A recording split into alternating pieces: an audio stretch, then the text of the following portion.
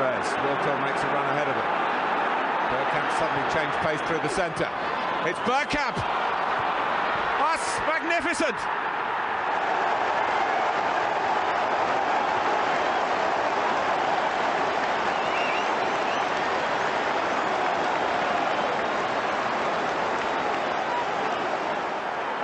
The move, and then this, which left Dabby's ass totally stranded.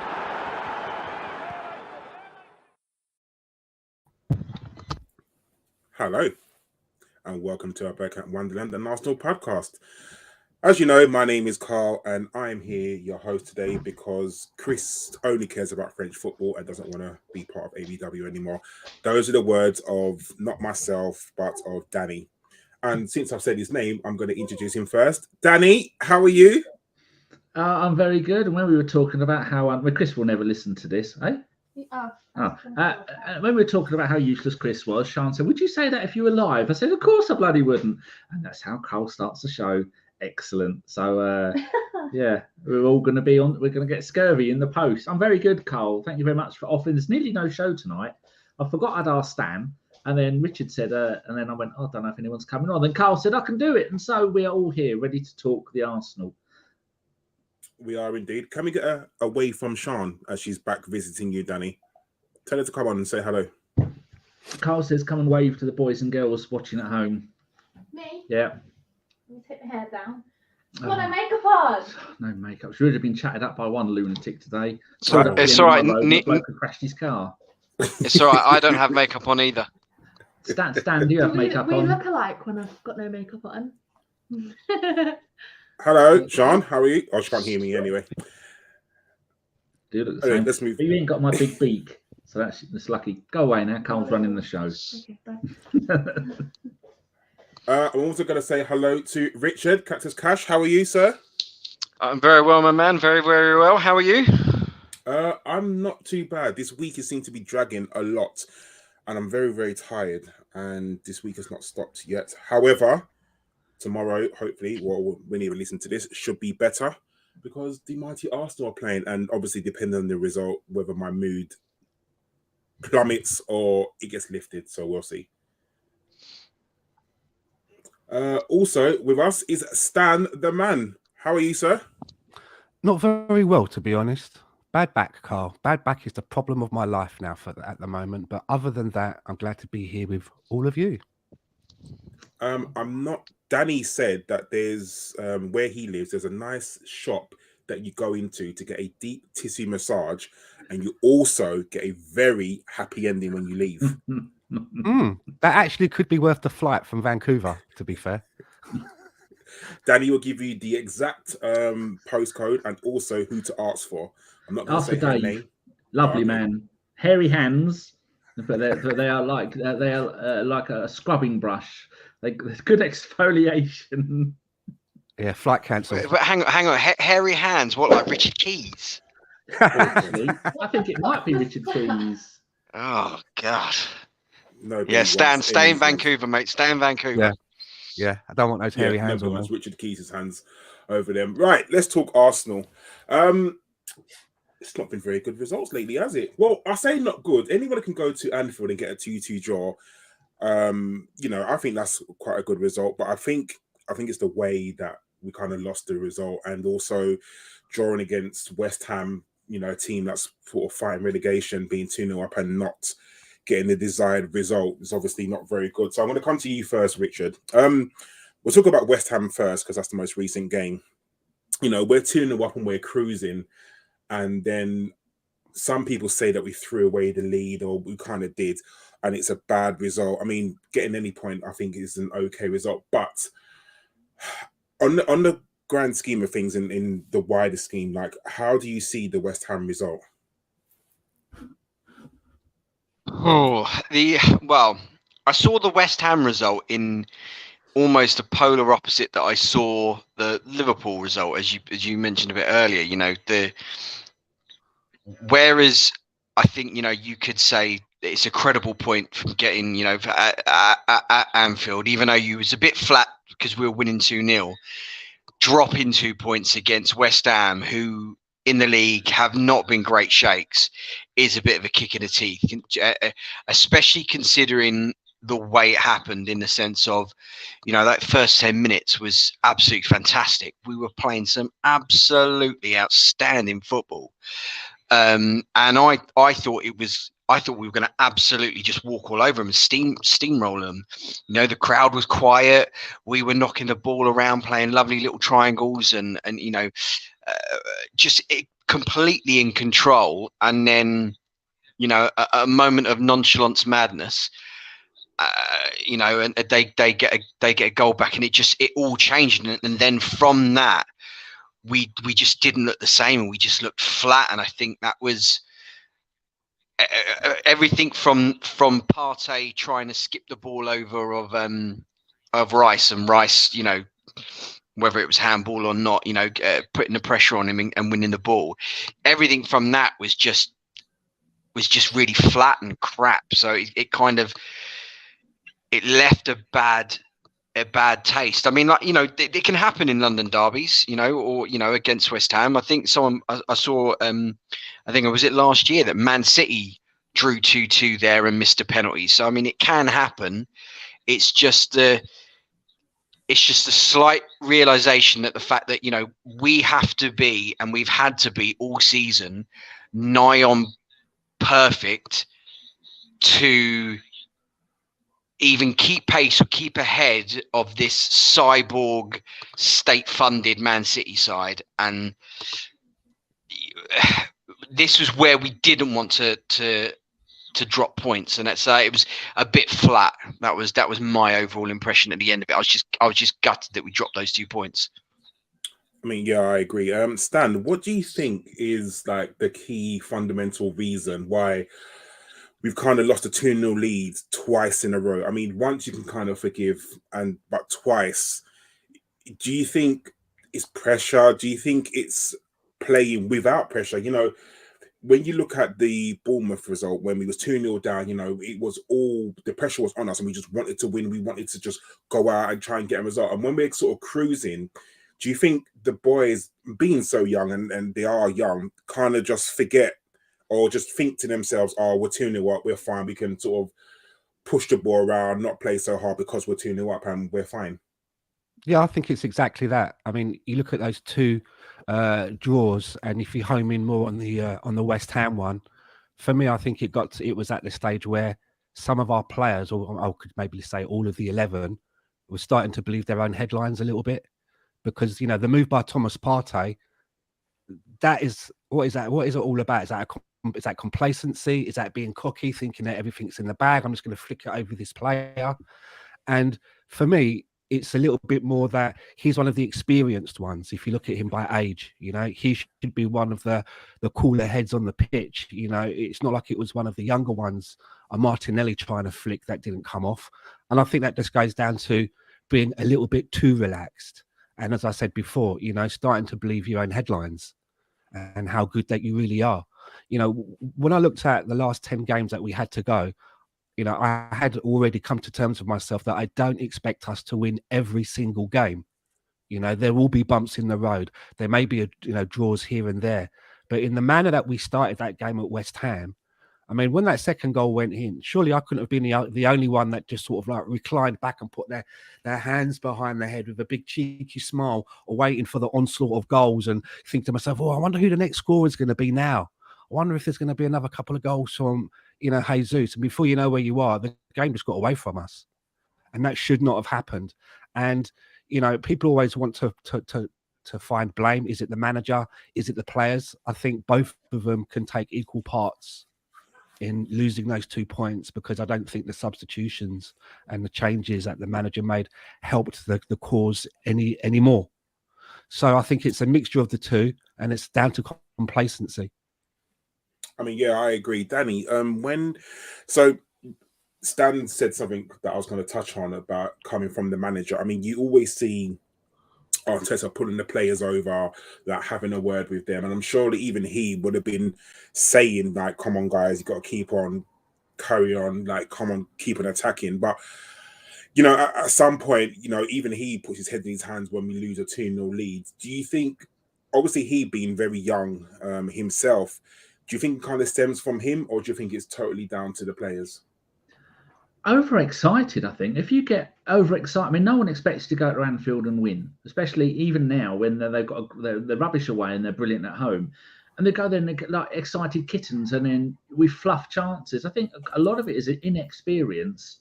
Because if you look at the ones that are up front, apart from Jesus, it's Martinelli, it's Saka, it's Trossard, who's never really played at this high level and with this much intensity. And then I was thinking, is it maybe it's because they're not used to being in the position we are at the top of the league, Karl? But have you got time for a little quick quiz, Karl? It might take you a couple of minutes. That's really interesting, and it's to do with this subject, unsurprisingly. Do you want to give it a go? Go for it. 8 current Arsenal first-team players have won 23 top-tier league championships in 7 countries. Who are they? I thought maybe there was 1 or 2. It's Zinchenko. So Zinchenko. Yeah, he's won 4 with Man City. Gabriel Jesus. Jesus has won 4 in Man City and 1 in Brazil. Kieran Tierney. Tierney has won 4 in a row in Celtic. Thomas Partey, didn't he win with Atletico? Yeah. I'm assuming Martin Odegaard might have won it somewhere. No, I thought he had. No. That's the one I would have checked on. I mean, you two can jump in as well if you want. Oh, okay. Did El Nene win the league with Basel? The Egyptian prince. He won it 4 years in a row. Jorginho as well. Didn't he win it with Chelsea? I thought he did. Nope. Oh, okay. Man United 2-0 down, 4-2 on aggregate. No, it's offside. Vieira? Actually, that's one I didn't know. Back-to-back title. No, he won 2 titles in 3 years with Porto. So the only one you're missing now is one that no one would ever get, which is Gabriel. He won it. He was on loan at Dynamo Zagreb in 17-18. He played 1 game when they won the title. And the other one that I forgot about, Granit Xhaka with Basel, back-to-back titles. So there you go. And also Pablo Mari won it in Brazil, but he's not with us anymore. So I mean that is 20 Bubba Cat.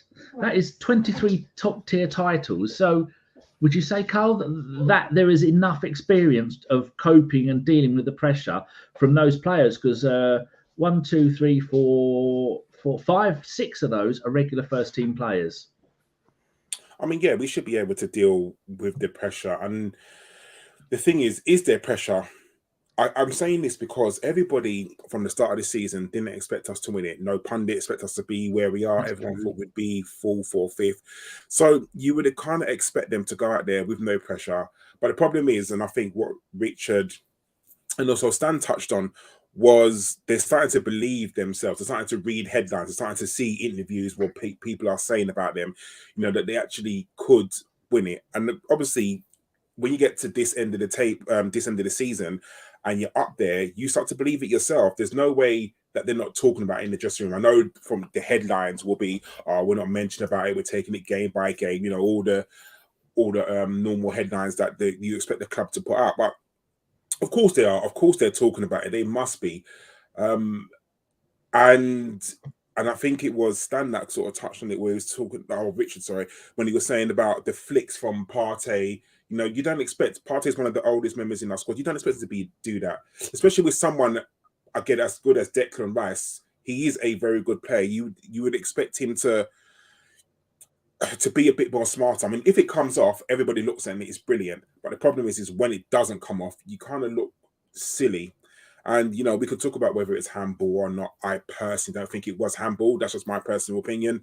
But I guess everyone will look at it differently. But what I would like to see is us just play a bit better. I mean, we can talk about the individuals, and Richard, my personal opinion is that Saka didn't have a very good game, and nor did Thomas Partey. But do you think it was just an off day? Do you think Saka looked a bit tired? Because I personally think Saka looked just a little bit jaded, like he couldn't be bothered. Not saying he couldn't bother to run, because Saka will always give you 110%. That's what he does. But you don't see the same spark in him, I guess, at West Ham that you saw towards the beginning of the season and also the middle of the season. Do you think that he needs a rest? Do you think that Arteta just needs to leave him out? I know we got a bit of a rest against who did we play the game before Liverpool? I can't remember, but he didn't start. He started Trossard instead. 4-1 Leeds. Yeah, he didn't start against Leeds, did he? But he still came on. Would you like to see Saka get a bit of a rest? I mean, we're playing Southampton Friday. Just since it out, or do you think we got to play our 100% first team? It's a hard one in the sense of if any of the games you're going to rest him in, it would be Southampton at home. Because I do think that he did look jaded. He did look a bit, especially as the half gone, because he never comes off. Saka, he's one of the few players who, he gets absolutely flogged to death for seemingly now for club and country. The kid just never seems to come off, and he didn't seem to have his usual 4 or 5 yards of pace of acceleration that he normally has. It also doesn't help that he's now being absolutely targeted whenever you see him. Towards the ball, you've got the fullback, you've got the winger on him, and you've got that left 8 on him as well, or right 8. Sorry, you've got players on him all the time, kind of thing. So yeah, I thought that he was going to come off earlier against West Ham, because I didn't think he had a particularly good game, but I suppose what he gives to the team is fairly unique. That ability to beat a person inside and outside, one of the reasons why he's so effective, going in he's ability to go in on his right foot as well. The fact that his long shots have got better as well. I think,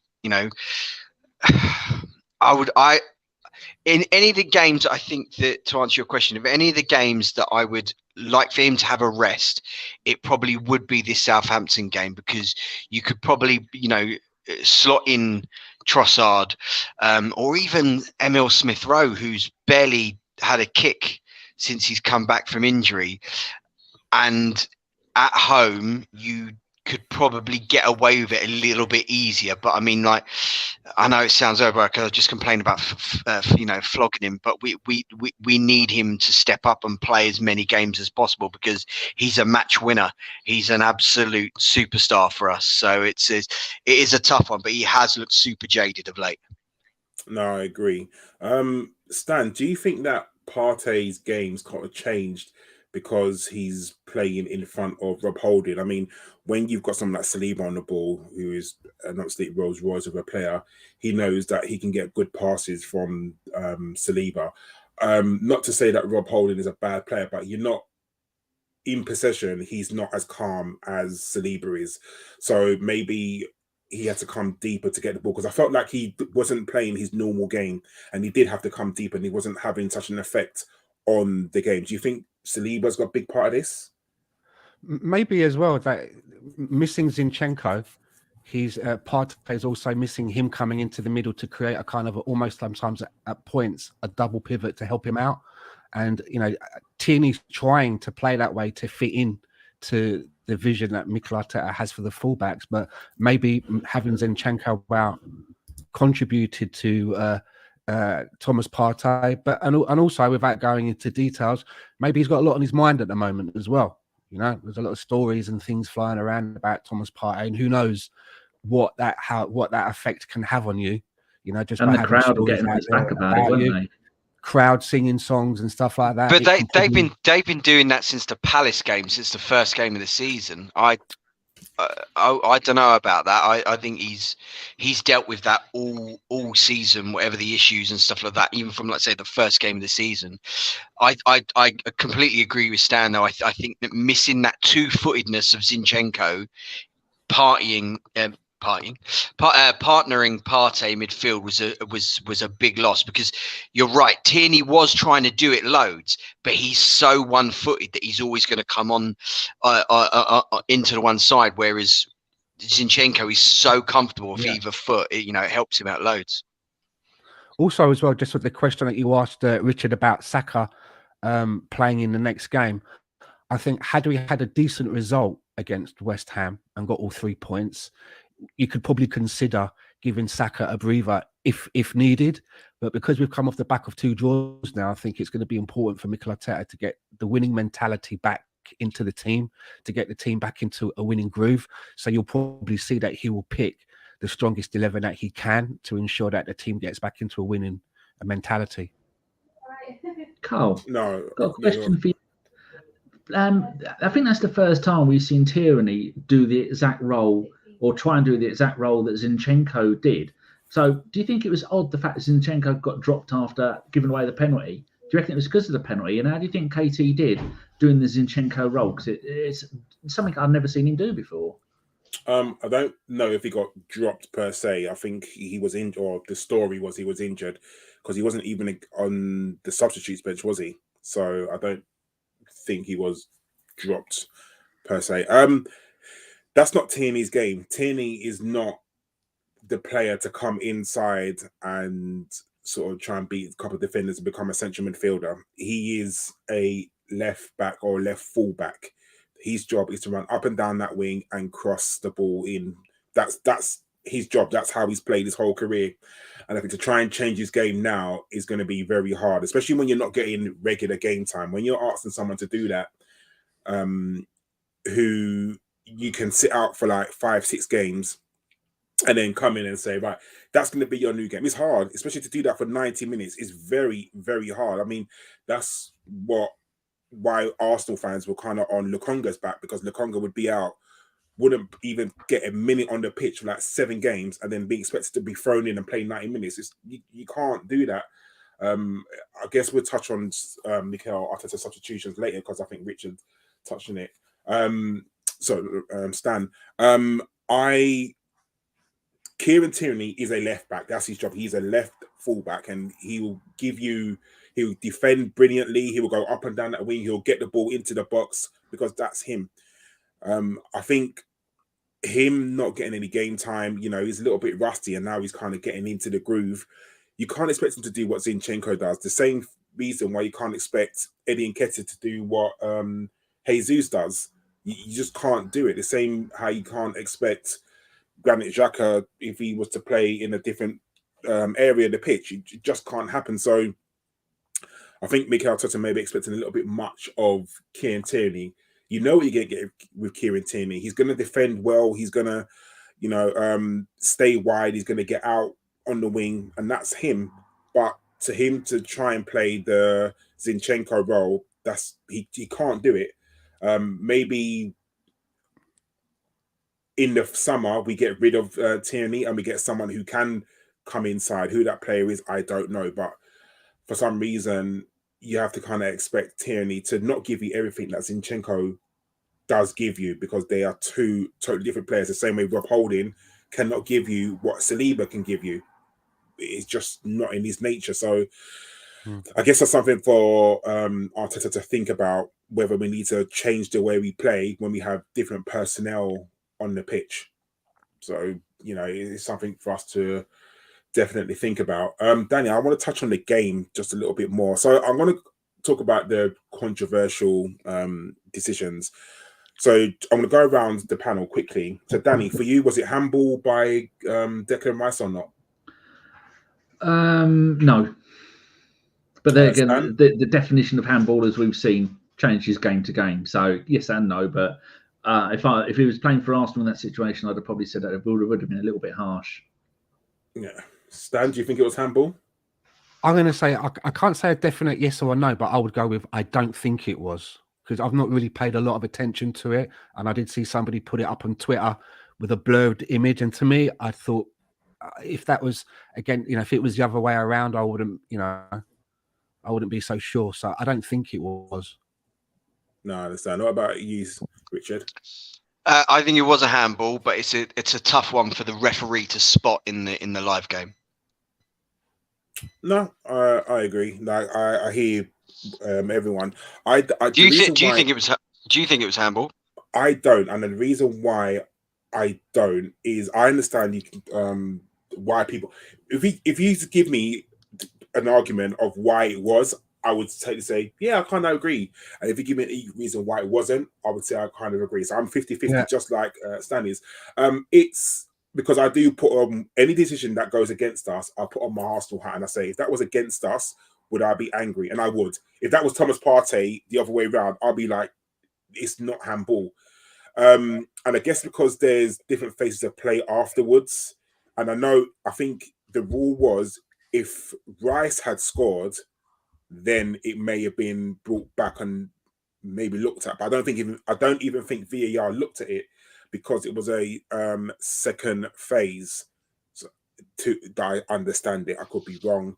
But see, this is the whole fallacy of all VAR and all that nonsense, because against Man United, all right, it wasn't a handball, it was a foul, but that was like in a different phase when Martinelli scored, and they fucking rewound that back, found the foul, and disallowed our goal. So that's the thing that I find irritating with all of these, the inconsistencies. But sorry.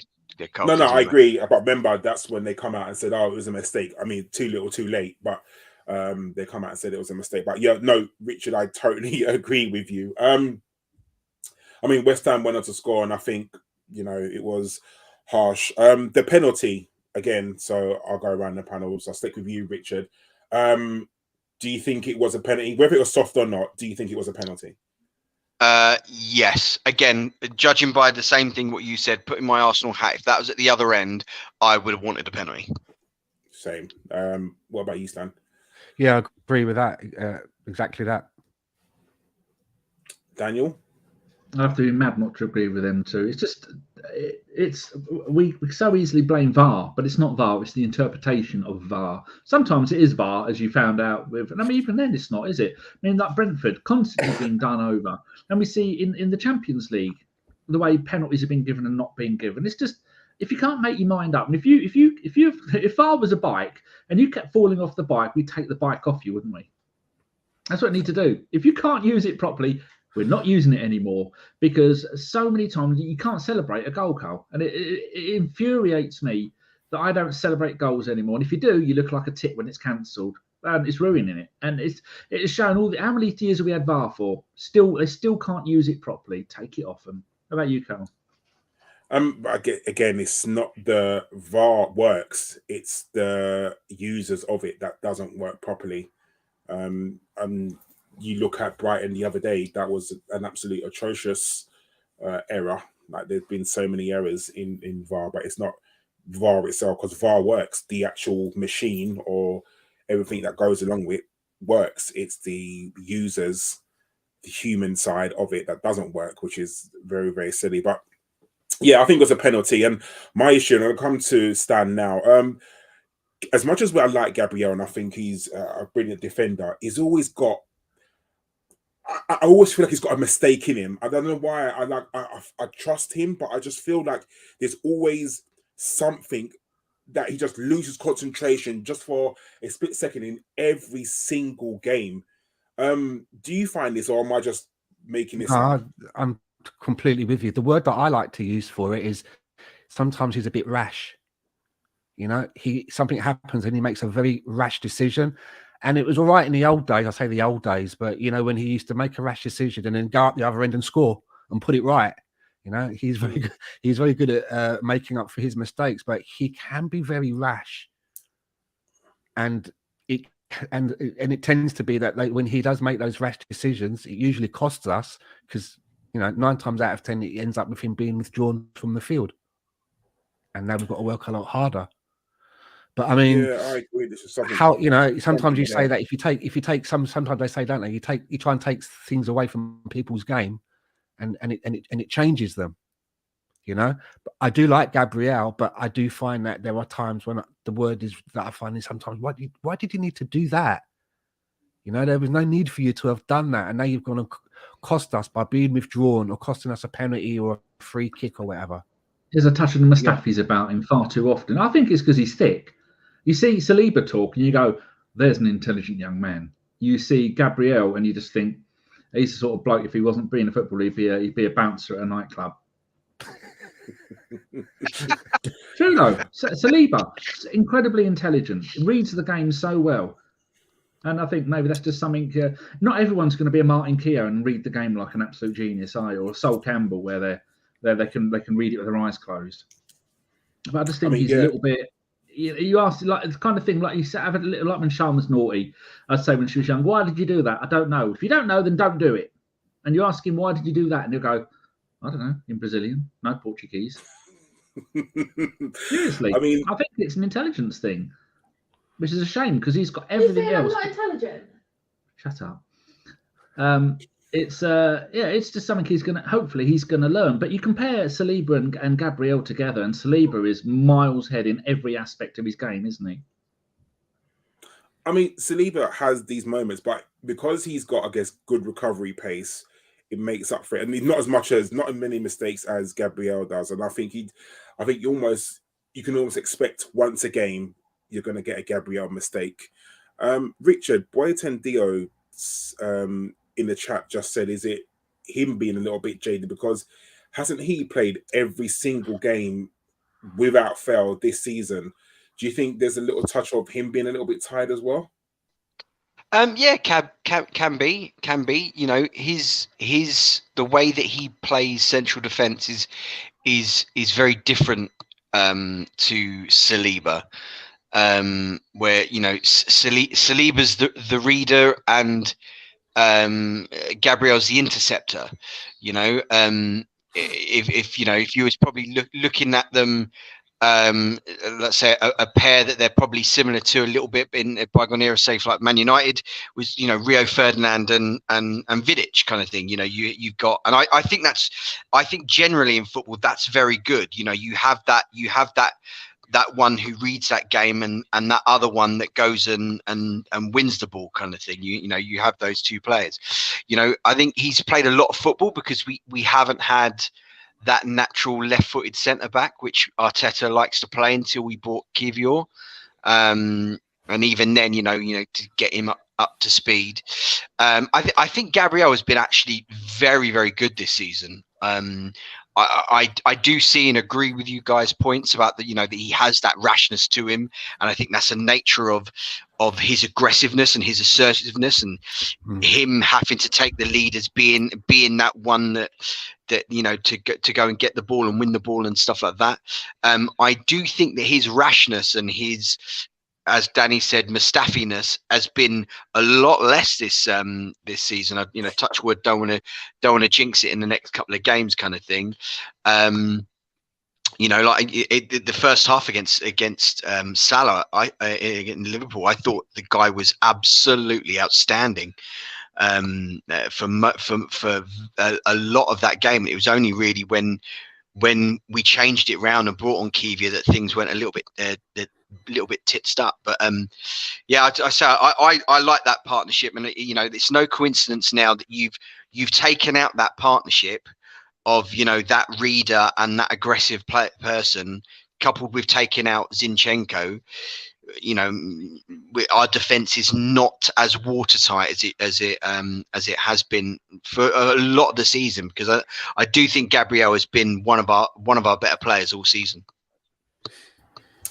Yeah, I agree. I think he has been a good player. He just has a moment of madness in him, and you're almost scared because you don't know when it's going to come. But yeah, he's been an ever-present, and I think this season he's grown. He's become a much better player, and long may it continue, because I think that partnership between Gabriel and Saliba, as long as Saliba signs a new contract, can sort of flourish, and hopefully long may it continue, because I think those two could be absolutely brilliant for Arsenal for many, many years to come, because they're both extremely young. I think Gabriel was 24 and Saliba's 21, 22.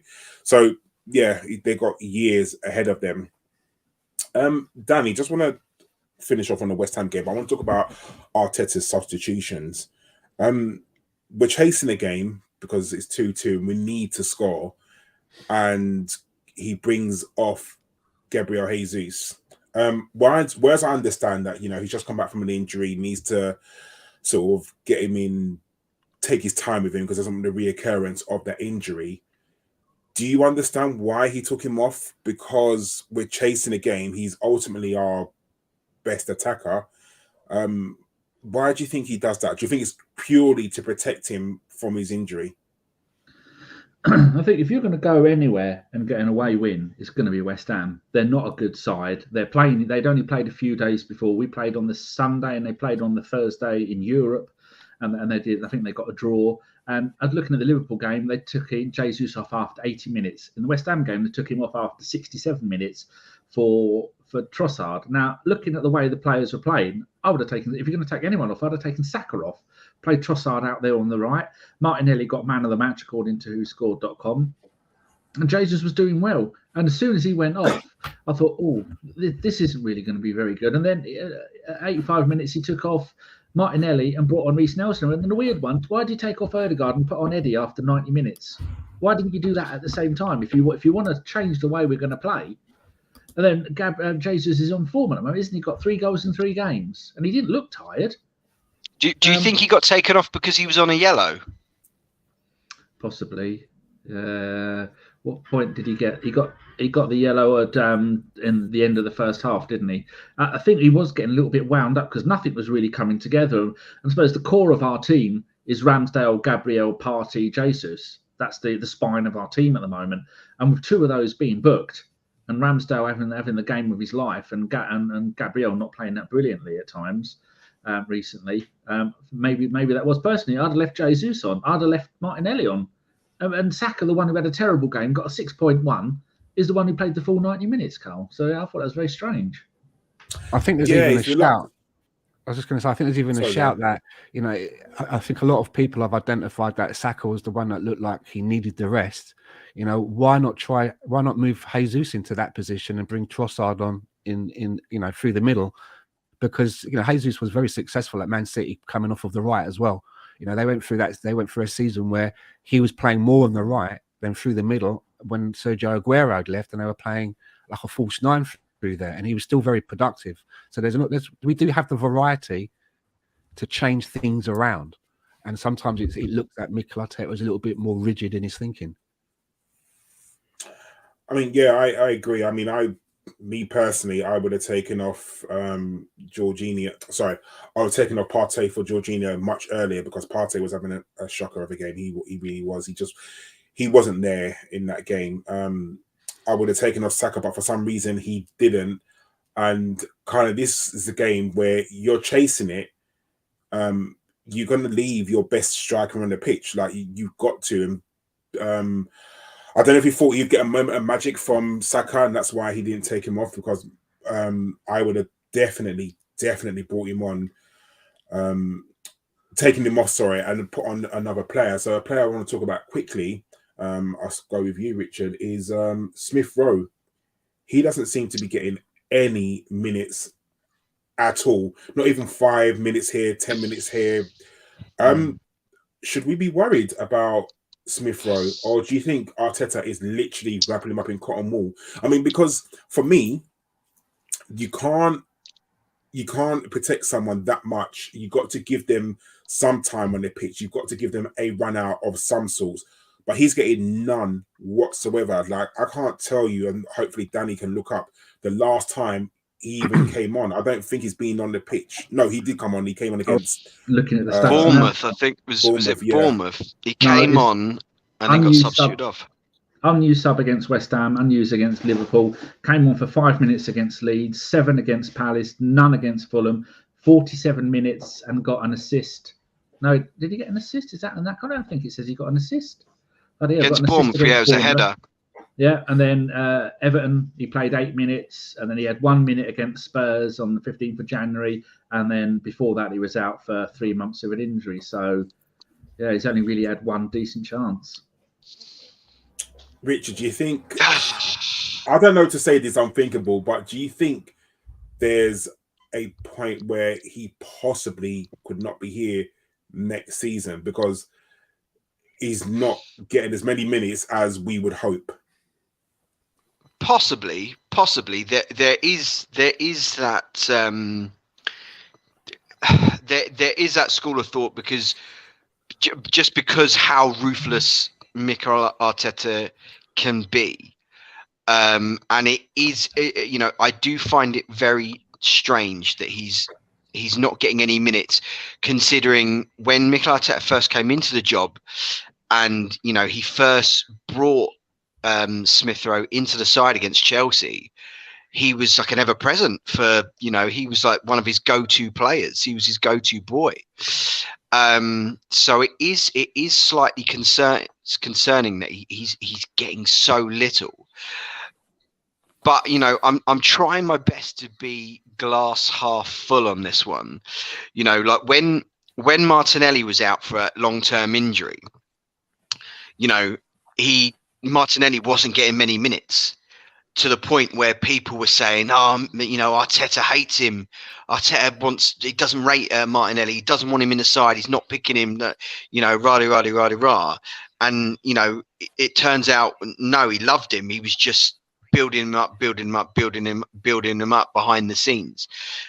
And then he exploded. And I'm hoping it's going to be more of that. Because I think, as we've seen with Aubameyang, and I obviously don't think there's anything as destructive as that, but with Mesut Ozil, if Mikel Arteta doesn't want you or doesn't rate you, you're not getting in that squad. You're being bumped off for the cup final for 16-year-old Matt Smith, to take your cup winners medal instead. Like he will have no qualms in binning you off. So I'm going to stick with my glass half full. I think he's protecting him. I think, he brought him on and he probably did a lot more work than, he probably did in that Bournemouth game and then had to come off. I'm erring on the side that I think it's more of a fitness thing. I don't know if this is even something that Danny could even look up or knows of. Is he even getting many minutes for like the old under 21s or under 23s, whatever it is? I was just looking that up as you said it. I'm just going to look in there last. Smith Rowe. Where is he on here? Because at the minute, minutes wise, it's almost scorched earth policy for him. Did he play in the game that I think him and Kivior played in a under 21 game, or under 23, I should say? I think they played half a game each, didn't they? Yeah. He scored for England, didn't he? Yeah. Yeah, he scored the for England. 21s, yes. I'm just looking at the last few games. He's not even on the bench for them. I think he played most of that game as well for England. Yes, I don't think it's a fitness thing with Emile Smith Rowe. Maybe Arteta is just protecting him. I mean, you're kind of thinking that, I know we all said that we'd go really strong for Southampton, but you're kind of hoping that if, touch wood, that we are a couple goals up, he does get a good 20 minutes run out, because you don't really want someone like Saka playing the whole game. You want to kind of be able to take a couple of players off and rest them and rotate just a little bit, just to see what other players can do as well, because that's, I think, Arteta's problem is that he doesn't. Do you think that he doesn't trust a lot of players? Sorry, Danny, go ahead. All right, yeah. Just on the transfer market anyway. All season, he's played one 45-minute game for the under-21s against Chelsea in central midfield, and they lost 1-0. That was the 27th of February, and that's all he's done for he's not been in the squads or on the bench for any other games. I do have a bit of a different theory about ESR. When Mikel Arteta was asked about him recently, he said something along the lines of, it's not about what you did last year, it's about what you're doing today, it's about what you're doing tomorrow. And I think that tells me that in Mikel Arteta's mind, ESR has fallen down in the pecking order.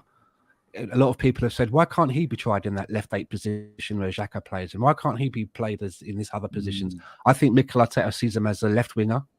I think that Martinelli is now ahead of him in that position.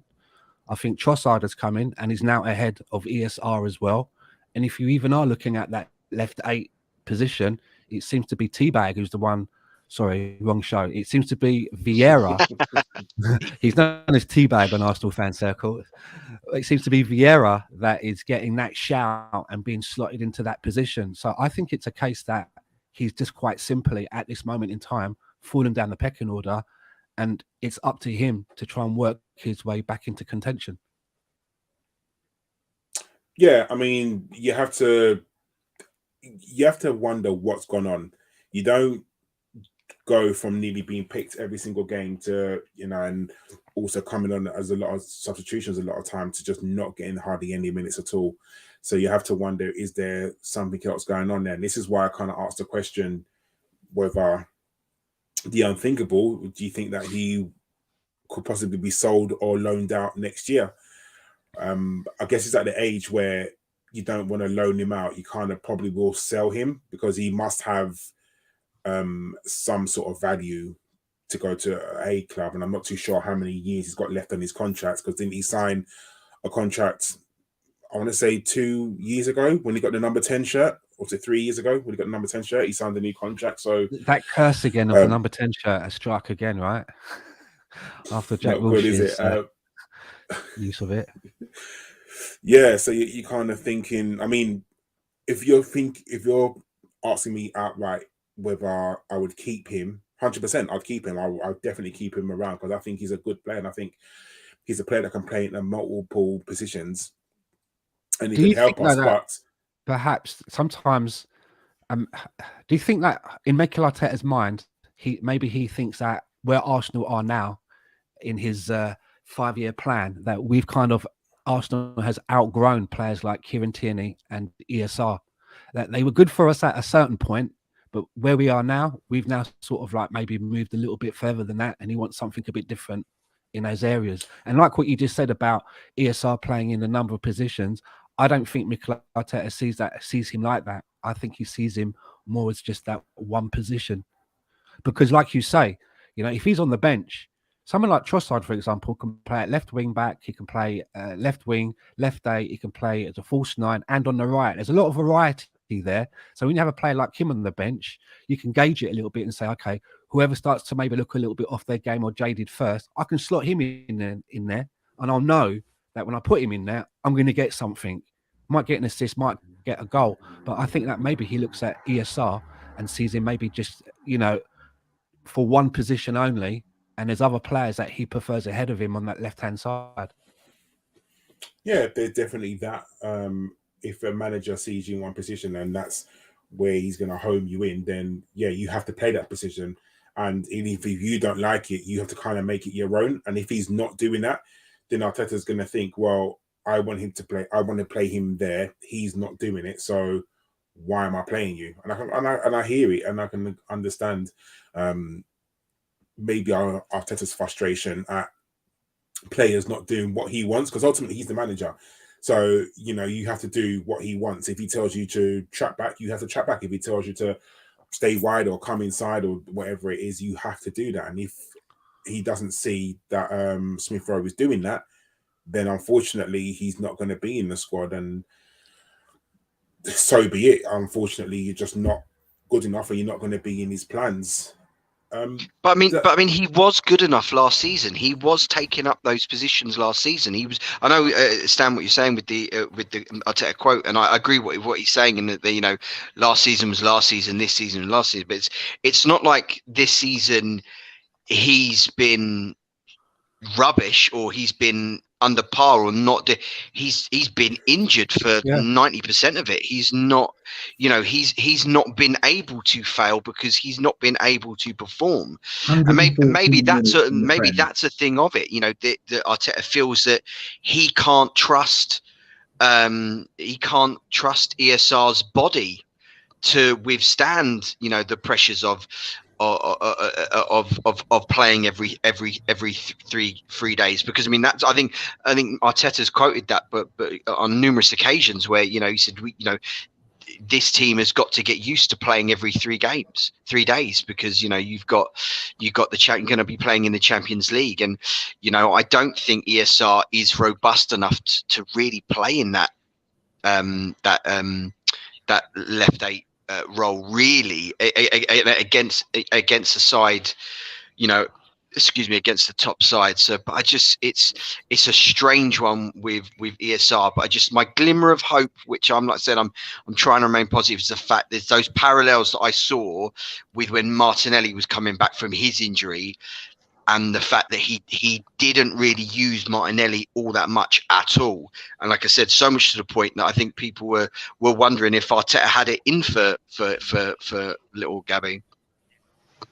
He's played 114 Premier League minutes all season, ESR, and 148 minutes in all competitions, not including the Premier League 2. Not good, is it? But I agree with what Stan was saying. Looking back at Arsenal history, Perry Groves, Remy Gard, Gilles Grimandi, Matty Flamini, they were all victims of their adaptability. So none of them only ever really played when they were covering for other people, playing in all those different positions. And there may have been one or two others as well. But then you've got Smith Rowe can play in all of those front positions. So maybe he's a master of none. Jack of all trades, master of none, I think is the saying. But look how many times, I think Richard was saying, how many times last season he came on and saved us, or coming on and scoring goals and doing stuff like that. I don't think anybody, his contract runs out in 2026, Karl. I had to look at that. But I don't think Arteta would ever let him go, because that player like that is gold dust. You get anyone outside the top four and he'd be starting every single game in whatever position that he wants to for any other Premier League side. He's that good, that adaptable, and he's got goals, he's got assists. He's a wonderful player. But I mean, he's just a modern day Paul Merson, isn't he? I love watching him play. I always thought that he was going to be cover, for Odegaard in that position. Same. More sort of centrally than out on the wings. But then we bought Vieira, didn't we? And Vieira seems to be doing that job. Yeah. I think next season we are going to need a better squad. Obviously, we're going to have Champions League football next season, and we are going to have to maybe rotate a little bit more, because we will be playing, Tuesday, Saturday, Wednesday, Saturday/Sunday, depending on what the game's on TV or not. And I believe, is it next year that the Champions League format is changing? That is not going to be. Oh, okay. So same. So yeah, we are going to have to be flying 24 teams. Yeah, which is very, very weird. Have you played that in Championship Manager, Karl? Because I've never got that far. Yes, I have, and it's What's very it like? weird. It's weird because you play almost everybody, and for me, I don't see how it works in real life, because you could be playing, I don't know, flipping Ghent 1 minute, and then you're going away to Barcelona, then at home to Bayern Munich, and then I think the thing is you don't play anyone in your country still, but you just play everyone else. It's a very weird format, but we'll see what happens. It's all made up just for flipping. It's a modern day Super League. Let's be honest with you. They didn't want the teams breaking away from the Super League, so the UEFA made up their own one. So does it, after the group stage, does it then go to the quarterfinals or the semi-finals or another group stage? You have a group. You have the top 8 go through, then you have a playoff, and then it goes through to the quarter, semis, and all the rest of it. It's a very, very weird format. Danny, I want to touch on the Southampton game very, very quickly before we go into some questions. So, I've seen a lot of people in the chat talk about how we possibly could be playing the same team that we played against West Ham. I personally wouldn't be adverse to it. Southampton, although I think they're 19th. I don't know if they're rock bottom yet, but I know they're 19th. We struggle against Southampton. We never sort of put Southampton to the sword all the time, because they do have some decent players, and we draw 1-1 at their place. I mean, I remember there was a lot of fouls in that game, and I remember there was a penalty shout for Jesus that didn't happen. I just remember a lot of VAR calls that didn't go our way. Would you, if you was Arteta, go strong against Southampton, or would you rotate a little bit? Gonna have to go strong. That's the whole point of not being in Europe at this stage of the season. Playing one game a week, you can afford to go and play your best players. Looking at their away Premier League form, they lost 1-0 at West Ham, 0-0 Man United, lost 1-0 at Leeds. That was only 25th of February. Then they beat Chelsea, went to Chelsea 1-0, lost 3-0 away at Brentford. And then they beat Everton 2-1, and they lost to Fulham, Liverpool and Palace. So I mean, if you look at their last 5 away Premier League games, they've only scored 1. That was the winner against Chelsea. That's it. So I don't think they're much to worry about. But like we were saying earlier, in the games where we've gone 2-0 up, complacency. We can't, and taking your foot off of the metaphorical pedal. Don't do that. Go out there. If you're 1, 2, 3, until you're 3 or 4-0 up, don't stop and take time when you're having your shots, because we've seen so many fluffed chances and people need to calm down. Whereas Zinchenko is almost definitely going to come back in, isn't he? Because the job that he does in central midfield and covering everywhere. But it's just so important that we get another win, because if we manage to get a draw, I mean, I can't see them beating us, but if we get another draw against them, I don't think we're going to be able to win the league. I mean, second's brilliant, but it's not going to be good enough. We need to win every single game for the rest of the season. We can't have any more draws. And I think we should go there. We need a team that we're going to smash and keep a clean sheet, and then give the players some self-belief in the manager and themselves and their ability in our title challenge. Because, here we go. Arsenio Wonga, Theo Walcott to score for the Arsenal.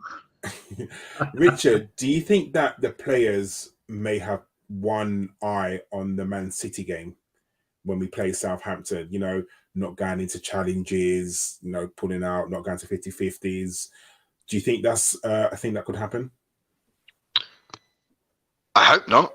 And I kind of don't think so. I think in the Liverpool game and even the West Ham game, although we've started really, really brightly and we've started really well and aggressively and on the front foot. So I'm hoping not, and I'm hoping the Arsenal crowd don't let them get that way. I think that the support at the stadium has been absolutely fantastic all season and the season before, to be fair. It's been last couple of seasons been absolutely phenomenal. So hopefully I can't remember which Twitter fan action group it is. It Arsenal Red Action or something like that, where they always start their tweet with and bring your dinner. Hopefully the Arsenal fans bring their dinner to the Emirates on Friday, and they absolutely don't let the players get complacent. Don't let the players they think that they're Billy Big Bollocks, and we actually go for Southampton's throat, and we get that goal difference up. There's a time for flicks and tricks and back heels and multiple wall passes, and this title run up now is not it. It's time to be ruthless. It's time to absolutely step on Southampton's throat and win the game. And win it convincingly. Like Danny said, get three or four, then you can kick off your shoes and put your feet up. But until then, we need to be absolutely ruthless. And I'm fairly certain that is the message that not that exact message, but a similar sort of message that Mikel Arteta is going to be absolutely trying to ram through to those players with whatever sort of diagram or light bulb or Rambo switchblade he's got in his fucking locker this week. But yes, the key word for me is ruthless. Get Stuart McFarland in. Team talk. That's what we need. Exactly. It's our fucking Arsenal. It's my Arsenal. What a man. Wonderful. Stan, I want to something that I think Danny said was about getting a clean sheet. Although we look at all the great saves that Aaron Ramsdale's made, he hasn't kept a clean sheet, I think, since Fulham. And we are, since the World Cup, we have conceded a lot of goals. We may have still won games, but we've conceded quite a few goals. For all the highlight reels of Aaron Ramsdale, do you see a little bit of a drop off, the fact that we're conceding so many goals? And this is even with Saliba in the team, we were still conceding goals. What do you think the reason is the drop off since the World Cup of Arsenal just conceding goals? Our back four has been quite bad at home, I think. Although we've been winning games, keeping clean sheets at home has been a big problem for us this season. And again, is it because we have a left back that likes to wander off into the midfield? And I know that we were talking earlier about how great it is for Zinchenko helping out in the midfield. But I am one of those adages that I want my defenders to be able to defend first. If they can get themselves up the pitch and assist and do other things, for me, that's a bonus. but they must be able to defend first. And it does show that we do have a leaky back four. I mean, Aaron Ramsdale, as much as I love having him in the team, he never looks to me that he's ever going to save a penalty. To me, I mean, that's something that he needs to work on. But you have to remember, in the lifespan of a goalkeeper, he's pretty young. He's Yes. very young, and he's nailing down a number one place in a team that's at the top of the league. So you have to take your hat off to him in some respects. But you're right, the leaky goals that we're letting out of the back, that needs to be worked on, and it needs to be worked on to the end of the season and going into the pre-season for next season, because that's something that you can't maintain. We can't constantly be letting other teams score 2 and expecting us to go out and score 3 or 4. We've got to take care of our business at the in the defensive area first and foremost. No, I definitely agree. I was just quickly looking back on the results, and if we go back to post World Cup, we hardly conceded goals, but sort of after the World Cup since January, we lost 1-0. It's more at home, right, than away. Yeah, I mean, we lost 1-0 to Everton. 1-1 against Brentford. We lost 3-1 at home to Man City. We conceded 2 away to Aston Villa. We beat Leicester City away. We beat Everton at home, and then we conceded 2 goals against Bournemouth, 2-2 against Sporting. We beat Nketiah against Fulham, 1-1 against Sporting. We conceded 1 against Crystal Palace, albeit we scored 4. Conceded 1 goal against Leeds, albeit we scored 4. Conceded 2 against West Ham and also Liverpool. Like I said, I'm all for Aaron Ramsdale, brilliant. He's got a brilliant highlight reel, but give me a standard 1-0 win, and I'm happy just not conceding a goal. And I think we have got a leaky back four, and that is something we definitely have to work on. I don't know if it's a change of personnel. I don't know if it's something to do with Zinchenko wandering into the midfield. I don't know what it is at the moment. It's not going to get better, right? Because our back four now, I would say, is kind of a little bit makeshift, right? One of our key players is out in Saliba. And then on the right-hand side, there's no respite now for Ben White. He has to keep going because there's nobody else that we've got that can fit in there. And we've even seen Mikel Arteta experiment by trying to pop Thomas Partey in there. So having a leaky back four with our preferred back four, it's we have to be double secure now because we don't have everybody that we want in there. Yeah, I definitely agree. It's just, we have to stop this rut, because at the moment we are in a rut, and we go forward to Man City, who have got a striker who is very, very scary and something that we've got to definitely look out for. Richard, I want to touch just very, very briefly on the Man City game. I mean, they play. I mean, I'm going to put this in. I've meant to send this to Danny, and I completely forgot. But I've got a graphic that shows the amount of games that Man City have to play until we play. So on Friday we play Southampton. Man City play Sheffield United in the FA Cup. Then we play each other. That's on the 29th of April, which is a key game, I think. Do you think that if we don't get something from that Man City game, then the title charge is over?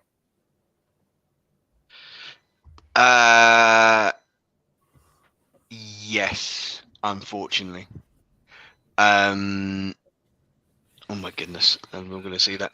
I think we need to not lose at City. I think that swing will be too big. When do we play them? And they I'm trying to look at that thing. It's a bloody print so small on my little tiny phone. So we play them on the 26th of April, and then they play away to Fulham on the 30th of April, and we don't play until the 2nd of May at home to Chelsea. So they sort of got 2 games before we play. Then they go away. They play at home to West Ham. We go away to Newcastle, and then they've got Leeds at home, Real Madrid away, Everton away, and then Real Madrid again at home. So they've got some, as much as Man City have got a good squad and a big squad, they've got to play far few games in late April, early May, and especially if they and they still got to play, I think, the Brighton game, and that's rumored to be, I think, around the 22nd or 23rd of May, or maybe the 24th, I think it was. So, they've got to fit in a few games first. I know this juggernaut of Man City, and we're all scared. I think they're going to drop some points. Yeah, I'm hoping Everton or Brentford or even Brighton at home can do us a favour. Because there has been the occasional slip up from them. You think of the Nottingham Forest game and stuff like that. I don't think that the fixture congestion will hurt them that much, just because their squad is just absolutely ridiculous. You take out Rodri, you got a Gundogan. You take out Grealish, you've got a Phil Foden. You take out Haaland, you've got a Julian Alvarez. You take out one of the defenders, you got Ake, you've got John Stones, you've got Diaz. It's that squad is just absolutely relentless. You cut their squad in half, their 2 11s in half. Both of them are challenging for the title, or at least in top floor, bar they're getting any injuries. So that's the thing. It's so frustrating that we've had to be nigh on perfect all season, and we're still in a position where we're looking over our shoulder at the T1000 absolutely sprinting after us to take us down. It's so frustrating. I'm hoping that we can at least get a point at the Etihad. And the other one that I have a worry over is obviously St James's Park, but it's hey, look, in '89 we lost to Derby and we drew against Wimbledon, and we had to do it all against Liverpool. So maybe it'll be the second coming of that. I don't know. It's fingers crossed, but I think we need to not lose that game at Man City. No, I definitely agree. I think we have to take a point. I'm sure that Arteta's got some magical game plan for them, because I remember last time played in the FA Cup, he went man for man marking, and I don't think Man City were expecting that. And I think even Pep after the game was saying, I did not expect that to go man for man marking. Stan, I wanted to talk about Saliba just really, really quickly before we take questions. Now, Arteta's press conference yesterday did not make for good listening. I was reading the transcript from Simon Collins, and he was saying that I think Arteta usually keeps his cards very close to his chest. He never really comes out about injuries. He doesn't really say much, but this one he did. He actually said that Saliba's not progressing as well as we would like, as we hoped. And I think that makes for worrying that I don't know if he'll be back this season. I mean, there's the age-old adage of ped him up, inject his back with the strongest painkillers you can. This season's pretty much a write-off. We got to go all for it this season, but you don't know what damage that could cause along down the line. Would you risk an 80% Saliba for 100% Rob Holding against Man City? No, and I'll tell you the reason why. I suffer from back pains quite a lot. I have done most of my life, and also with my neck as well. And it's a very unique pain to have, because you can have a pain in your back, which also causes you to have pains going down the backs of your legs, down your sciatic nerve. So you've got a back problem, but you can't walk properly. Or I've got it the other way now, where I'm having problems with my back, and it's causing me to have pains coming down the side of my right arm and around my elbow. And it's like an excruciating pain. So I can get it. If he's got something like that going on, it would be very difficult for him to play a game of football. I find it difficult just to hobble off down to the off license to replenish the fridge when I'm in that state, let alone playing top flight football. So no, I wouldn't risk it at all. It's something that needs to be healed. And they were talking about maybe having surgery, which was a bit baffling to me, because then I'm thinking, well, this must be something more than muscles. He has, usually if you've got inflamed muscles or inflamed nerves, that's usually tablets and creams and, you know, physiotherapy, but not an operation. So it must be quite severe what he has. And as I say, if he's having problems in his neck, he could be having problems in his legs as well, where it's painful. It's painful to even walk because your sciatic nerve it's the longest nerve in your body. It goes all the way through. You can get pains in your arms as well. So I wouldn't risk it. There's no point in, you know, like we saw when we've rushed players back in the past, and I think it was Thomas Partey that comes to mind, and then they break down in the middle of a game, and then you've got to sort of like prop everything up. I would rather that they train during the week for what it is that they've got to do at the weekend, rather than risking Saliba and then having to throw in a Rob Holding if it all breaks down and the mood dropping and the tempo dropping, if you know what I mean. No, I agree. Danny, just to let you know, Man United are losing 3-0 away to Sevilla. And Slabhead has made yet another error. Yes, that's the second one he's made. Aren't Sevilla like almost getting relegated? Aren't they like bottom of La Liga as well? Yeah, they're not doing Sevilla are 13th. They've had 7 points in the last 3 games. But before that, them and Valencia looked like they were going to go down. Oh, brilliant. Danny, do you think that we will see Saliba again this season?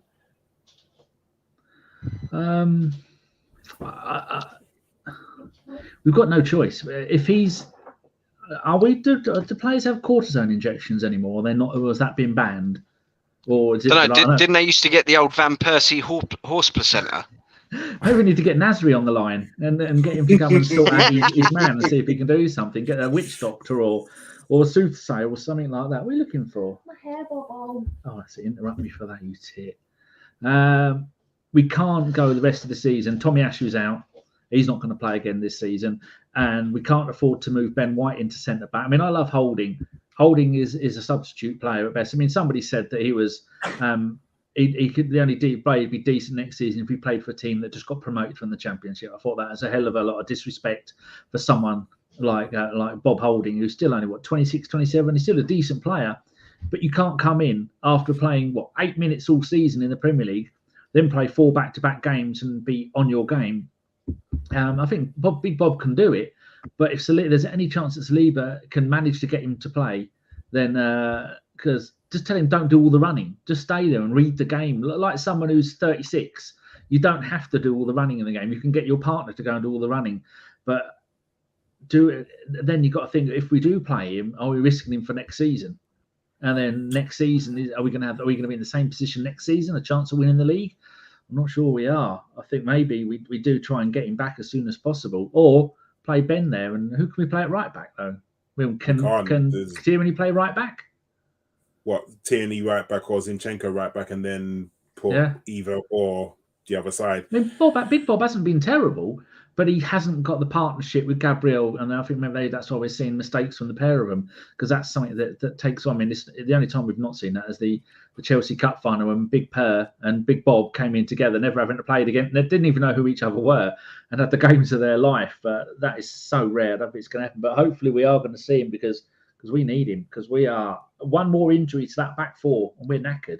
We don't have anybody to bring in. Holding doesn't have the pace. That's the problem. Holding doesn't have the pace, so he can't play as high as, say, Saliba can, because he can't. Because if he tries to nip in, he's not as sophisticated enough.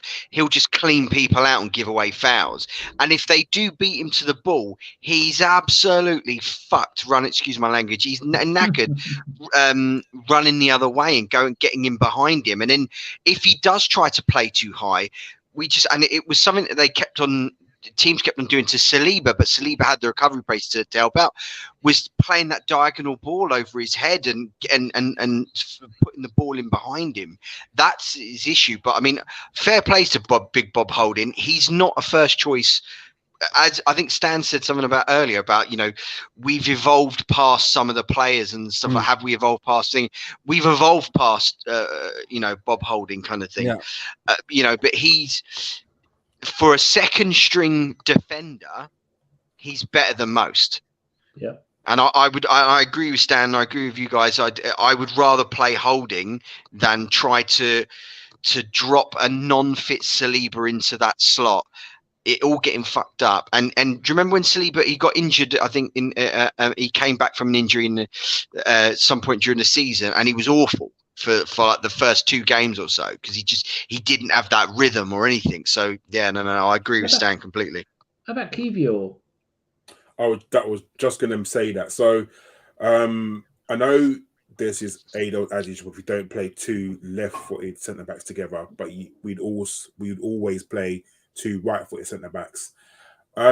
If So you're what is going it with that? to, I'm glad you raised that, because I was talking about that. Is that like an old wives' tale? Because we've seen many teams be successful with 2 right-footed. Why can't we play 2 left-footed? Is that? I mean, what happens? Does like the world it's just explode? one of the. It literally, left-footed players are never trusted, and I think that's what it is. I don't know why you would never play 2 left-footed centre-backs. I don't see. If you're going to play 2 right-footed centre-backs, you can easily play 2 left-footed centre-backs. I think why I like left-footed centre-backs because of the angles of playing certain balls. You don't always have to check in and back into your right foot, and then you can play balls differently. For me, we haven't seen Kivior properly. We've seen him shoehorned into, I think, the Liverpool game, which I didn't understand substitution at all, but that's an Arteta thing.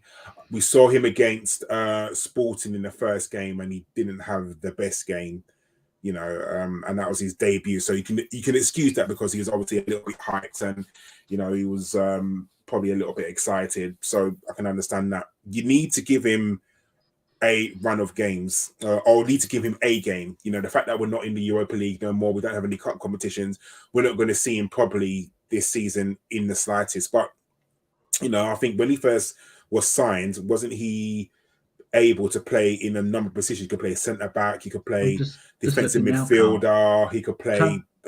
So go on, Danny. Transfer Market says he can play right back and left centre back. Can also play little circle left back and little circle defensive midfielder. He's only 23. He's 6'2", left-footed. I'm just going to go and see what positions he's played in this. Are you interested in what positions he's played this season when he was at the other team in Italy? Spezia. Yeah, go on. Yeah, he's played 21 games at centre back, 1 at DM and 1 at left midfield. Well, the last game he played for Liverpool sent my blood pressure fucking sky high when he went charging out and fucking got nothing.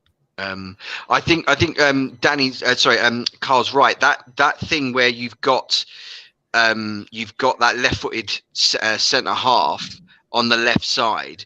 When someone plays you that ball, your first touch is going to be away from the middle of the park. It's going to be across your body. You're not checking in, and I think that's why you think of how reluctant Arteta is to play a right-footed centre back on that right-hand side. I can't see him playing a left-footed on the right. I really, really can't. But Kivior can play right back, so maybe that's an answer. If he's desperate, then he can play. We did all last season with Gabriel and Ben White as centre back, and I think they did all right.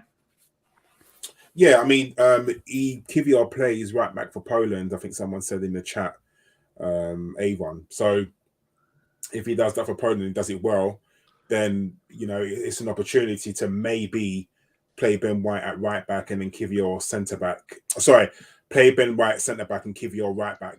But I don't know if Arteta will mix it up that much. I think he will don't want to get Ben White out of his rhythm. Ben White is a right back at the moment, so he'll play Ben White at right back because obviously he's got that partnership with Saka, and to just bring in Kivior at right back or another, whether it be Zinchenko or Tierney, they're not going to have that relationship with Saka, who does the overlapping run, underlap. So I think it's a lot to ask for any player to come in at that time. I think getting any injury at the business end of the season is hard. It really is, and there's no recovery time. We're not going to get Saliba back, I don't think, for the rest of the season. We're not going to get Tomiyasu back for the rest of the season, and I guess it just goes to see whether we dip into the transfer market. I mean, no one needs 3 right backs. So, it's not like we've got a shortage of right back. We do have 2 very good right backs. It just seems happens that one of them is injured at the moment. We have good centre backs. It just happens that one of them is injured at the moment, and the replacement is not up to the standard of our starting centre back. So, like you said, I think Richard mentioned it. There's a drop off to where we are to, or where Arteta thinks we are, because we're ahead, and the players that we have now doesn't fit that matrix of standard that he wants. So, I can see people holding leaving in the summer, my personal opinion, because we are at a different level at the moment. Can Big Bob Holding play in the Champions League against one of the elite clubs? Probably not. So I think he knows he's about 5th choice, isn't he? With now the Gabriel's there. So you need somebody to come in and, fight. And there's still the Saliba. Saliba still hasn't signed a new contract. And I think a lot of people seem to be forgetting that. So I'm not saying Saliba's going to leave, but it comes to the point where if Saliba's not signing, we have to cash in on him. We can't let him walk away for free. And if we can get 30, 40, 50 million for Saliba, because that's his market value at the moment, do we take that or risk him walking away for free? Because I know what I would rather do, as if he's not giving any intention of signing the contract. If you're putting the contract in front of him and saying, do you want to sign this contract? And he's and ahhing, at a certain point, you've got to say, look, sign it or we're going to have to sell you. And he's going to have no shortage of takers. And I'm not saying I want Saliba to leave. I want him to stay. I want him to sign a new contract. But I think he's only got 1 more year left in his contract. So we are playing a very dangerous game with him completely, because, at his market value, we could get at least 50 million for him. So I think that's one to watch for the summer as well, just in case. But that's enough from us. Danny, let's do some listeners' questions. Let's give it a wiggle. Firstly, happy St Tottenham's Day, everybody. People have said it's not, because if they win all their games, we lose all of our games, they'll be level on points of us. That's not going to happen. And we are 31 goal difference ahead of us. So they'd have to win all of theirs, and they'd have to win every game 4-0, 3.5 to 4-0. So that's not going to happen. So I'm saying happy St Tottenham's Day, because Deek got a bit of grief in the chat during the show saying it's not. Well, it is. It's not going to not happen, people. You have to believe. So here we go. If you've got any more questions, I shall check as I'm reading this out. First of all, Karl from Avon. Do we keep Thomas Partey in the summer? It depends on who we get in. If we can get better replacement for him. I mean, Thomas Partey is a very good player. And I think there's a lot of factors of whether we keep Thomas Partey in the summer. Outside sources, we all know what's been said. I think that will be a contributing factor of what happens with that. If we can get a Declan Rice, another, who knows what we do with Thomas Partey. I don't feel like we need to get rid of him, but at the same time, if we can get an upgrade on Thomas Partey, someone a bit younger, someone a little bit better, then by all means, let's cash on him and get someone who's better than Partey and can play a period of games without being injury prone, because I can't remember a period of time where Declan Rice has been injured. I mean, but I say the same thing about Thomas Partey. Didn't he play for Atletico and never get injured? And all of a sudden he comes to Arsenal and there's a quote unquote injury prone. So I don't know what's happening there. Yeah, when Partey was at Atletico, 46, 42, 50 was the last 3 seasons before he came to us. But like, who is it? Rudy says in the chat, Thomas Partey staying or leaving depends more on his off-field issues, and that's as far as we're allowed to go into that. Right, next question. I'm going to give it to get rid of that one. Okay, Stan from Arsenio Wonga.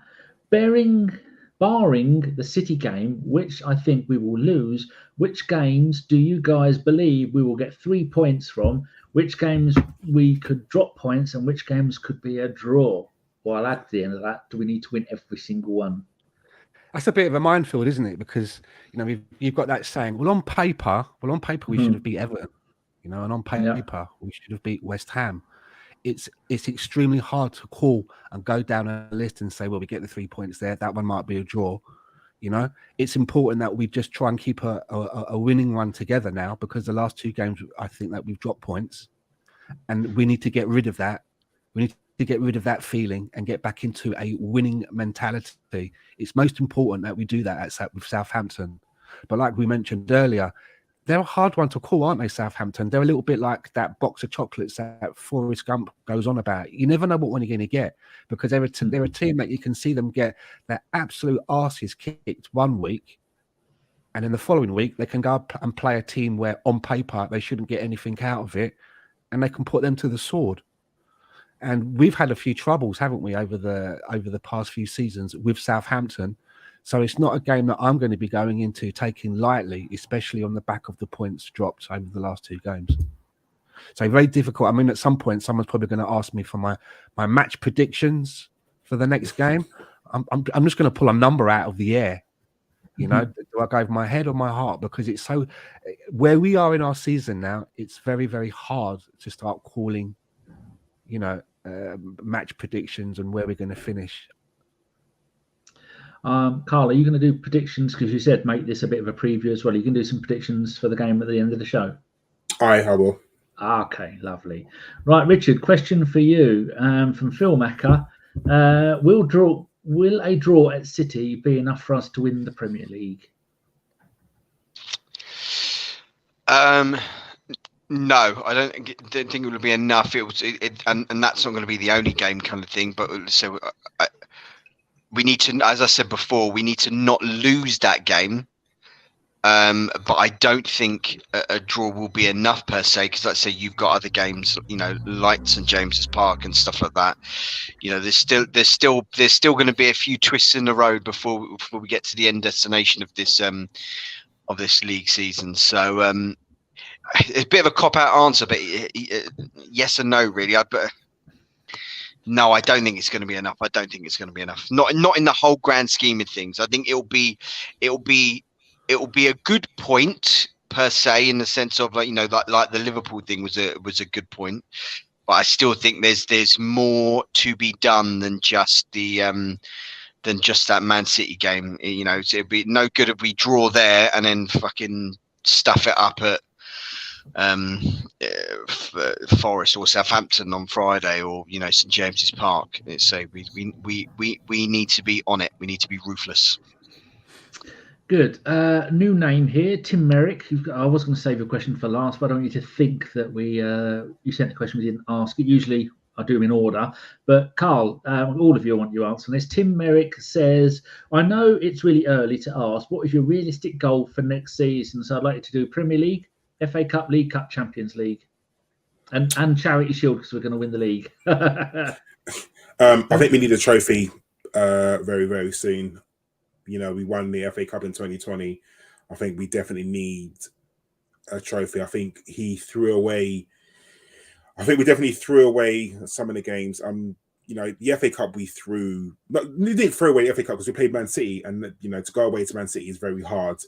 The League Cup, I felt like he definitely did, because we lost to Brighton, didn't we? So I think some sort of trophy we need. So I'm going to say top 4 again for the league, because I think a lot of teams will improve. And if Man United do get taken over, they're going to spend billions, like literally on their squad. They're going to spend stupid amounts of money. And Chelsea, well, they'll be in the Championship hopefully after they get relegated. So I'm going to say top 4 for the league. I'm going to say, obviously depending who you draw, at least semis for the FA Cup. League Cup, I think he needs to take a little bit serious, because we need a trophy. And Champions League, I'll be honest, I think it's too early for the Champions League. So as long as we make it out of our group, I'll be very happy. Stan, what do you reckon? Yeah, I think that a top 4 finish should be within our grasp. I mean, depending on how we do this season, I've always said that it's a really good team that wins the league, but it's a great team that can do it back to back. And that's something that I've never seen Arsenal do, is to win a league and then follow it up the following season and win it again. So in order to fight on four fronts next season, we're going to have to recruit a lot more people so that we don't have to field our best 11 in Carabao Cup games, that we can use that competition to bring some of the younger players through, which we haven't really been able to do, this season, and us to some extent last season as well, because we've had such a small squad. How are we going to do in the Champions League? I'd like to think that we can get out of the groups. Carabao Cup, I'd like us to win that. And the FA Cup, I'd like us to win that. I mean, okay, fuck it. Let's the quadruple. We're going to win all of it, everything, including the Charity Shield and the World Super Club Cup as well. Excellent, Richard. Do you want some of what Stan's been smoking, or are you going to go on? Yeah, absolutely, definitely. I'd like us to challenge.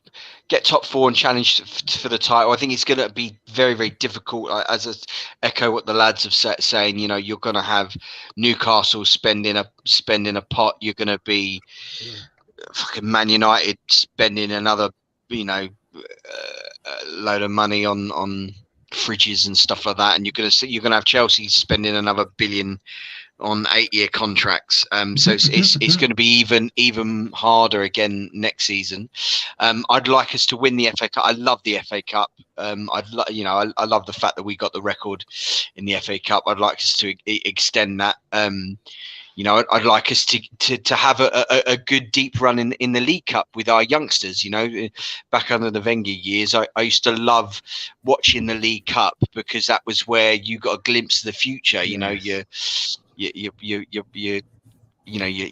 Fabregases and your Ali Eliers and all that sort of malarkey. Even if some of them didn't make it, like your Fran Maridas, I was so certain that guy was going to be the one. And super Dan Crowley. Super Dan Crowley.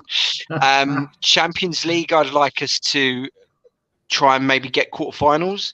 I agree with Karl 100%. I think it's going to be too early, and I agree with Stan 100%. We're going to need a much bigger squad. We're going to need a bigger boat come next season. So just for me, just improvement. Just as long as our trajectory is consistently going up, it doesn't have to be as skyrocketed as this year has been. But just we keep going in an upward trajectory. That will be happy for me, because we're up against state banked clubs, nation backed clubs, so we're always going to be swimming against the tide. So it's always going to be difficult for us. I mean, talk about poor mouthing, we've got a billionaire owner as well, kind of thing. But it's as long as we're improving, I'll be happy. I agree with most of that. I think realistically, top four, we're not ever going to get a chance to win the title again until Man City get done for all their illegal corruption, and hopefully what's happening to Chelsea will happen to them, but I can't see it. FA Cup, maybe we could have a go at winning that. League Cup, I don't think we can fight on 3 cup fronts all at the same time. The most important one for us is to get deep into the Champions League, get all that lovely money, because you look at the Champions League quarterfinals at the moment. I was just looking at this the other night. I mean, one of the semi-finals is Inter Milan, AC Milan. We would beat both of those teams and knock them out of the Champions League. Just having a look here. We mentioned it before. The current quarterfinals of the Champions League, Real Madrid, we wouldn't beat them. We beat Chelsea, we beat Inter Milan, we beat Napoli. No, we wouldn't. We beat Milan, we beat Benfica. So this season we beat 4 of the quarterfinals of the Champions League, because the Premier League is so dominant. And I think next season we can go on and do that. So I'd say quarterfinal, semi-final of the Champions League and top 4 of the Premier League. And outside of that, I don't care. Right, next question. From Brady's Banana. This one is for you, Richard. Anyone worried about the lack of leadership on the pitch against West Ham? Did crumble a bit, didn't we? No, not overtly. I see what he means in the sense of, I see what they mean in the sense of, you know, we did look slightly lost, but it's not like it's been, you know, the leadership qualities and the way we've been playing all season doesn't point to me or scream to me that we've got a lack of leaders, you know, on that pitch. I just thought we looked tired, and we looked like we slightly ran out of ideas rather than you know, a lack of leadership personally. So no, I that's not something that I've really thought about, to be honest with you. With this current iteration, you know, you've got the captain of Switzerland, you've got the captain of Norway, you know, on the pitch. You've got big time characters, you know, like Ben White, like Aaron Ramsdale. You know, you got serial winners. You got captain of Ukraine you know, in the squad as well. You know, you've got serial winners: Zinchenko, Gabriel, Jesus. Yeah, I don't know. Maybe I'm wrong and I'm reading it incorrectly. I didn't think it was a lack of leadership thing. I thought it was we ran out of juice thing. Possibly, yeah. Right. I think we've got a question for Stan from Phil Macker.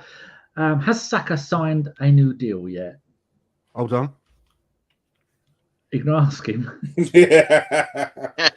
he says he's still kind of thinking about it. So if I get any more updates, I'll let you know, Phil. You need to email Elite Project Group Limited and as my father used to say, I have two balls, neither of which are crystal. Now, the only first team player we got that doesn't have an agent is Ben White. And Reece Nelson's agent. Of course, Ben White doesn't. Of course, he doesn't. An agent? He doesn't even like football. I was explaining that to someone the other day. He has no interest in football. Ben White. Amazing. Ben White probably still has a fax machine, and I have to fax him copies of his contract so that he can look it over himself. Oh, Boy 10 says, yes, Saka signed a new deal. He tells me he doesn't know why the club are taking their time to announce it. He wants to move house already. There you go, breaking news. Not at all made up. Final question will go to you, Karl, from And Lots of Numbers. Did anyone think Odegaard hanging round in the tunnel to sign Rice's shirt was a sign of modern play, i.e. Vieira, Silva and Gilberto Silva wouldn't have done this in their day? I think, no, it was Rice was... Oh, he did sign Rice's shirt, didn't he? Oh, no, I was thinking that one where everyone got the hump because our players were going in signing that girl's shirt. The thing is, what people don't understand is the context behind it. And I mean things like... did he have a contract underneath it so the pen went through his shirt onto the contract with Arsenal? But you don't know if Declan Rice was getting that for his friend, his neighbour. You know, his neighbour could have said, "Oh, would you mind just getting him to sign this shirt for me because I'm a massive Arsenal fan." He could have been doing it for a competition. He could have been doing it for a charity. You don't know. Maybe he's got a shop on eBay. Yeah, you know what I mean? So no one knows the context. He's got an Etsy. Yeah. So I don't know if it was for him. I mean, but players these days do collect. I mean, other players' shirts. I mean, I can't remember if it was. I watched a documentary. I can't remember who it was, whether it was Messi or whether it was Ronaldo, and he's got a room full of other players' shirts that all hang up. So, there's nothing wrong with it. I think they should have done it in the public? Maybe not. Rice could have gone into the Arsenal dressing room or vice versa. But that's where they met. They just met in the tunnel. So I personally wouldn't read too much into it. I would like if Odegaard was tapping up Declan Rice and to say, are you coming to us next season? I mean, you don't know. I think there's rumours at the moment, isn't there, about him going to Newcastle as well. Because Newcastle, like Richard said, are going to spend some money, especially if they do get into Europe. I mean, they're probably in Europe already, but if they get into the Champions League, they are definitely going to spend some money, 100%. And I know there was talk of Rice going there and also Kieran Tierney. Now, it just depends on who they buy. And, it's... I think this season, people are going to see Arsenal as competition. So whereas we could get a player for whatever X amount, I think they're now going to say, oh, Arsenal are getting good and they're now in the Champions League. We're going to put on an extra million or an extra zero onto the end. So we'll see. I mean, I think we definitely need a new centre mid. And I think I can't remember who it was on Twitter. Someone quite big talking about Jude Bellingham. Jude Bellingham's not coming to Arsenal. I assure you, I 100% I'm certain Jude Bellingham is not coming to Arsenal. He's way out of our price bracket. It's just as good as a player he is. He's very good. We cannot afford Jude Bellingham. He's going to either Man City or Real Madrid. That's the only two teams who are going to. Or if the Man United takeover does happen, he will be Man United. Man United will make him his marquee signing, and he'll go to Manchester United because they're going to spunk stupid amounts of money. But yeah, unfortunately, Jude Bellingham is not coming to Arsenal. I don't know, because it seems to me that over the last couple of windows, Mikel Arteta looks like he really wants to drop 80 to 90 million on one player. It looks like he really just wants to drop a whole lot of money on one big player. He's like the money's literally burning a hole in his pocket. And even though, we brought in, with good deals, Jorginho and Trossard, I think in the back of his mind, he was like, fuck, I want to spend 100 million on someone. The thing is, what's good is that he's being backed. The fact that the owners, for all the bad press that we gave the Cronkies for the years, and rightly so, because they weren't backing him. I think we're now in a comfortable position where, he's being backed. They were going to give him the 100 million for Mudryk. He didn't want to come. We saved that money, and we would have got a better player in Trossard. So the money is there for us to spend. Caicedo. The money was there for Caicedo. So. That's another money saved there. I just don't think. I think Jude Bellingham goes for no less than about 130 million. I think no less than that because he's got time on his contract, and Dortmund do not have to sell. They're under no pressure to sell him. So, but he just wants to leave to go to somewhere better. I do think he wants to come back to us. Sorry, I do think he wants to come back to England. But then if Real Madrid come to you and say, oh, we're going to give you 400 grand a week, then he's going to go to Real Madrid. Like, why would you not? Because I know if you think they're two centre mids, they're both getting on now, aren't they? As good as Mudryk is and Toni Kroos, Jude Bellingham will get in ahead of those. So Kroos has decided a 1-year extension as well, hasn't he? Yeah, that's probably just to ease in their next centre mid, whoever that player is. But yeah, like the boys have been saying, like Stan and Richard have both said, we definitely need a bigger squad next season if we're going to fight on all fronts, especially in the Champions League, and we just need a better quality of player for next year. That's all the questions, Karl. Oh, okay. Well, we've been going for nearly 2 hours, so I'm going to wrap it up there. I want to say thank you to everyone who's listened to us. Please put a thumbs up if you can, if you're watching on YouTube, and if you're listening to any other platform, please give us a like. It does help us. Thank you very, very much. Richard, this is the first time I've podded with you, I do believe, so thank you for coming on, and it was a pleasure podding with you. Thanks for having me, man. Thanks for having me. No worries. Stan all the way from Canada. Oh, yes. All right, let's do that afterwards. Stan all the way from Canada. How cold is it in Canada at the moment? It's not so bad, actually. It's quite mild here. Spring it looks like it's going to be a nice spring. But thank you very much for having me on. Great to see Danny back on the airwaves.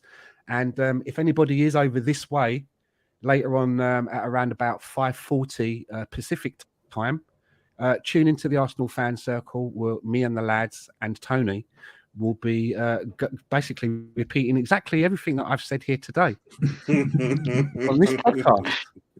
So I might just record it and play it back and have a cigarette while I'm on tonight.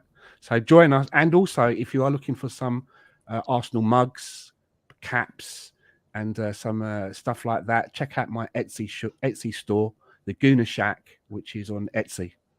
And I've put a link in the chat to the Arsenal Fan Circle podcast on YouTube. Oh, lovely, Danny. Thank you. Danny, it's nice to have you back, but you have to be here as this is yours. And I'm not going to say his name for legal reasons, but the pirate that lives in Plymouth and likes French football and runs and changed his name from a C to a K could not be here. No surprise, no, it's not been here for 7 weeks. Well, that's just it. But before we go, Danny did remind me of predictions. So very, very quickly, Richard, Southampton prediction. 3-1 to the mighty Arsenal. Stan. 4-1. Danny. Goalfest. 6-0. Karl. 1-0. Arsenal. Sorry, I'm being honest. Like, I just think we struggle against Southampton for some reason, and Friday night game scared me. It's all right. The Shane Long tax is over. This is very, very true. Yes. But anyway, gents, thank you very, very much for coming on. Hopefully it won't be the last that we put together. Catch us probably a post-game show, probably not Friday, maybe Friday night. Yeah, we're doing it Friday night. Okay, yes. So catch us Friday night for a post-game show. And once again, everyone gives a thumbs up on wherever you're watching and a like. Thank you, everyone. Take care, look after each other, and up the Arsenal. And also, obviously, hashtag. Say that again. Hashtag fuck Ellis. As soon as I scored that goal, I was fucking livid. Get down, dog. Splendid business. You nearly caught the bloody thing. What are you talking about? So I was just eating a full quiche. Well, you don't often see them at Ibs, so when you see them in the supermarket, they need to be swagged, microwaved immediately, and get the brown sauce on and bosh, Bob's your uncle.